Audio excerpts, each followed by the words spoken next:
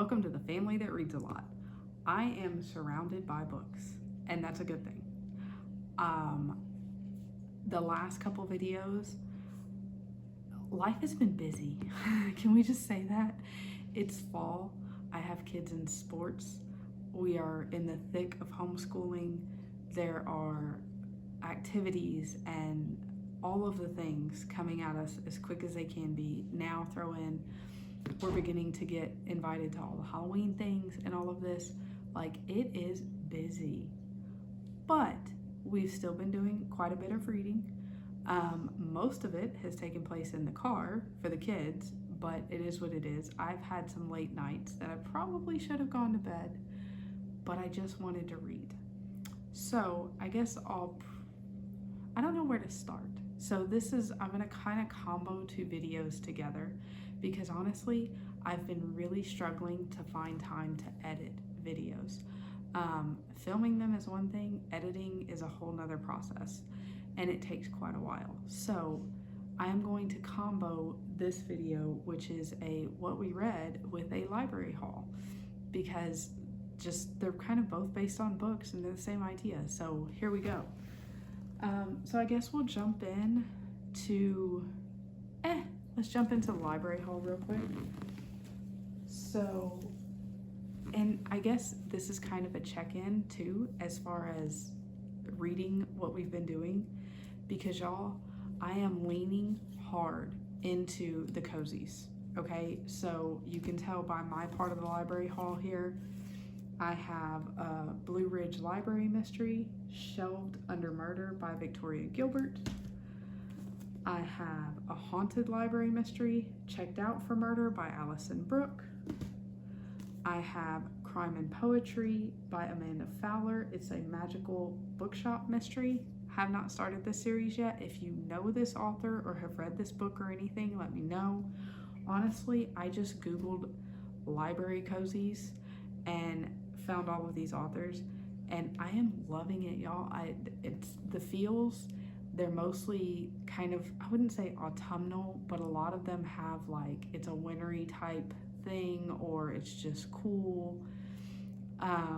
Just thoroughly enjoying the vibes and going with it, instead of trying to force myself to read something I don't want to read, or trying to finish a series that I don't really feel like finishing. I'm just going for it. I'm thoroughly into these two series and have not started this one. I may or may not start this one, because I will say I've been reading these two and I've been listening to one on my phone that I cannot think of the name of right now. But I listen to it in the evening or when we're driving. And there are moments where I get confused. There are moments like I'll jump back and forth in these two series, book to book, and I'm like, wait, who's that person? Like, what happened? I thought that she was friends with her, and then I'm like, oh, that's the wrong book, because these are both library series. Now, the one I'm listening to on my phone is about an author's helper kind of person. I'll look it up and I'll link it down in the bottom because it's just totally gone. But it's a little different, so the vibe is a little different, but there are moments where I'm like, wait a minute, what book am I reading? But anyway, like I said, thoroughly enjoying the jump down this genre. As far as other stuff from the library, just my son got a Ranger's Apprentice, the Royal Ranger book. He's been back into this series. He read the original part of the series years ago. These are by John Flanagan, and this is kind of a secondary series, I guess, if that makes sense, that he's reading out of those. And then these two books are the next two, Keeper of the Lost Cities by Shannon Messenger. So this is Legacy, which is book 8. Actually, this one comes first. This is Flashback, book 7, and Legacy, book 8. These are huge books. But he has had these on hold from the library for, 2 or 3 weeks, and has been waiting for them to come in. So he is definitely going to delve into those, and that will occupy his time for quite a while, and I'm not sad about that. So that's just a little look at the library. We did a really short library run today. We were in town for something else and busy, so we just ran in, grabbed our holds, got our stuff, got out. I'm gonna see here in the next few weeks, I'll try and get things together for this. Our library has recently started putting what you saved on your receipt, so telling you how much you saved, and I think today it was like almost $200 for these few books. And the other day, it was a lot. Like, we had gotten a lot of homeschool books, so like geography books and science books and all of this. And I'm telling y'all, I think it was over $500. So it has intrigued me to see what we saved. And now, granted, I understand, I don't buy every book new. I wouldn't have bought these books new. But still, if you think about the money that is being saved by utilizing the library, like, wow, okay. So anyway, that's a fun little experiment we've been doing. I plan to share that with y'all at some point if I can collect all the receipts and things. I'm probably the world's worst about receipts. But anyway, so now jumping into what we've already read, a couple books for everybody in this stack. I guess I'll start with mine because hello cozies. So this is the first Blue Ridge Library Mystery. This was the second that's in the library hall. This is the first. They're by Victoria Gilbert. This is A Murder for the Books. So you have your main character in this is Amy Weber. She works at the library, and obviously there's a murder because it's a cozy, and she ends up working kind of concurrently with the police and things like this. There's a love interest. I do like that so far the ones that I've grabbed are not love triangles, which are what I've read many times in the past, and that can wear me down in a hurry because that's just, it's a lot, and right now I'm not here for that. So there's a lot of history between not necessarily her and her love interest, but their past histories and things like this, and this is all about familial history. She's a research librarian, I think, basically. So that comes into it a lot, and that was pretty interesting, that the stuff that they're researching on the town and the families and all this kind of stuff. So I found this one really interesting, really enjoyed it. I wouldn't say it's like, oh my gosh, this is the best book ever written. Like, there were some things in here that I was like, okay, I feel like you took the easy way out on that one. But it was still fun. It was still interesting. I did not see the ending coming. I had some people in mind for suspects, and they were not who done it, I guess you'd say. So I thoroughly enjoyed this one, and obviously am continuing the series. This is Read and Gone, a haunted library mystery by Allison Brooke. So this is the second book in the series. I talked about the first book in the series in my last video of what we read. So this one, we're back with our library, Carrie Singleton, and there's obviously been a murder, same, like, it's a thing, and that's okay, because I'm totally digging the comfort vibes of kind of knowing what's coming without having to think too hard. And I think, so I'll say that, I think that's part of what it is right now with me and the cozies. I'm busy, like busy, and running from here to there and trying to remember all the things and trying to remember, okay, we're leaving for this activity and then go straight to this activity, and does everybody have water and a snack and all the things and their books and da-da-da. And it's a lot, and so my brain is tired. So I think I'm enjoying having something easy to read that doesn't require too much from me. So at any rate, our librarian Carrie is in here. Her like estranged father comes back, and we have to deal with that. Now I will say, I did not enjoy this book as much as the first one, and some of it is her relationship with her dad. Like, at points in this, I get frustrated because she's just kind of a pushover, honestly. And she's been treated bad by people, but just kind of allows them back in. So that kind of bugged me in this book. This was not my favorite. However, it still was interesting. It still was like, I enjoyed it. I've already started the next one, and I'm curious to see where it goes, because there's some things that happen in this book that kind of change the aspect of her situation, and I'm curious to see how those are dealt with. So we'll see. Like I said, I'm in the third book, and I'm curious to see how it goes, to know if I'm gonna continue this one or not, because I enjoy the characters and stuff in here. There's even a ghost in the library, and I thoroughly enjoy her character. She's an old lady, and she's just funny and like takes no crap kind of a thing, and I enjoy that. I think it's awesome.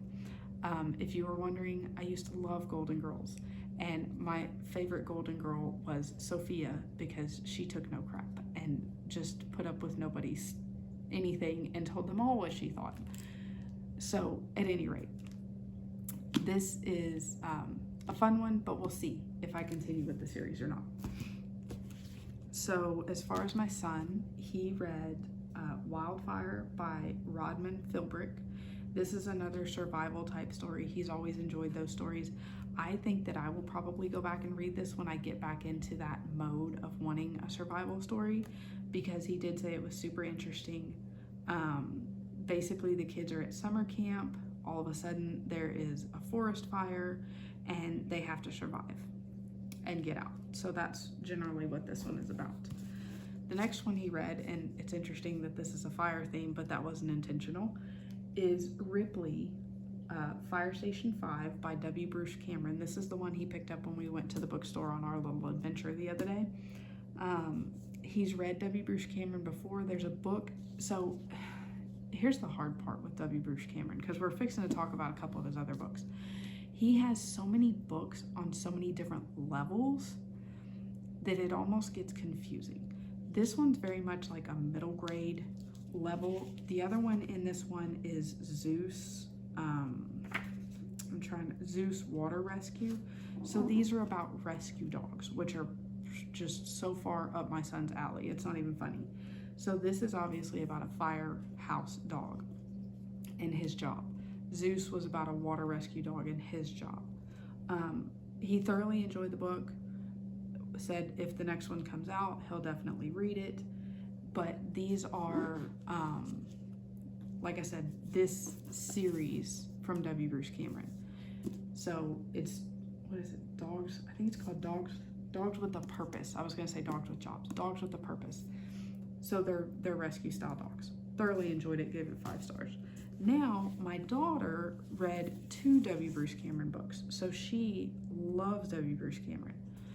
The first one, which the cover for this is back in the other room, it was getting on her nerves because it was sliding around. But this is Max's story. This is A Dog's Purpose Puppy Tales. So these are about puppies that then go on to have a job. But I would say these are more elementary level, like upper elementary. This book is almost right at 200 pages. And she's thoroughly enjoyed these. She does some of these in book and some of these in audio. There are some things in here that I'm just kind of like, I don't love it. Like it talks about the dog making a puddle on the floor or having to go outside to the bathroom or things like this. And I'm like, my daughter's like, he could have left that part out. And I'm like, he definitely could have. But they're all from the dog's point of view. So that this Ripley as well is from the dog's point of view. So you're getting a different side of this story, where a lot of times you'll have rescue dogs in stories, but it is a lot about the humans. These are all about the dogs and the dog's point of view. So she read Max's story. She's currently reading Molly's story, or listening to Molly's story. And I did want to mention that one as we're in this whole W. Bruce Cameron thing, because that one is a little harder hitting than some of the other ones. Like I listened to her read some of this. I've listened to some of the other ones as she's listening to them. But Molly talks a lot about, it's just a really hard family situation there's some basically neglect and almost to the point of abuse. So I would definitely be aware of where your kiddo is emotionally, and I might pre-read these books for them. At my kids' age, they're fine with it, they're okay. Me and her talked about it as some of the different things came up, because Molly's story, she's like, man, this one's sad compared to some of the other ones. And I have to agree with her. Like, it was a tough one. Some of the other ones have not been nearly so sad. So I'm not sure if that one's designed to be a little bit more for the older kids, being that it's audiobook. I can't like physically see it and go, okay, this is a bigger book or whatever. But so some of these, if you have a younger kid or a sensitive kiddo, I would pre-read for them. Now, this is another W. Bruce Cameron. This is Lily to the Rescue. It's Dog, Dog, Goose. So this is another series. And these are, they're considered juvenile fiction, but I would say these are like a early elementary. So there's some pictures and things in these that you don't get in the other ones. And they're definitely lighter. So I think this is a series that he's just kind of started writing. If I'm correct, there may be another one or a couple more in this series, but this is designed for even younger kids. And that's where with him it gets a little confusing, because he's got these for the younger elementary, these for upper elementary, these for middle grades, and then he's got ones that are even more in depth for like YA adult type books.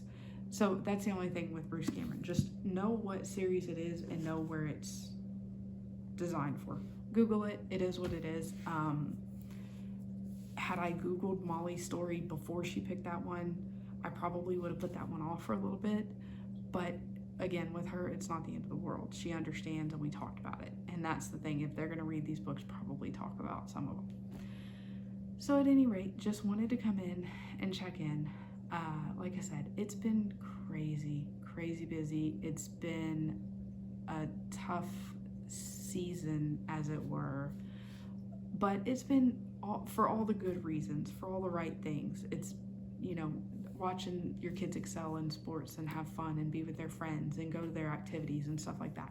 It's been for all the good reasons, but I've definitely kind of lost steam a little bit with the videos and the editing and all of that. So that's why there's going to be a little bit of a pullback here for a little while.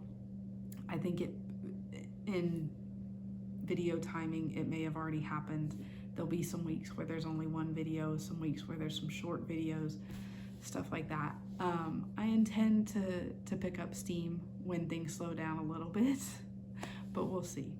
So, like I said, I'm head first down the cozy lane and interested to see, have y'all's reading choices changed as the seasons have changed?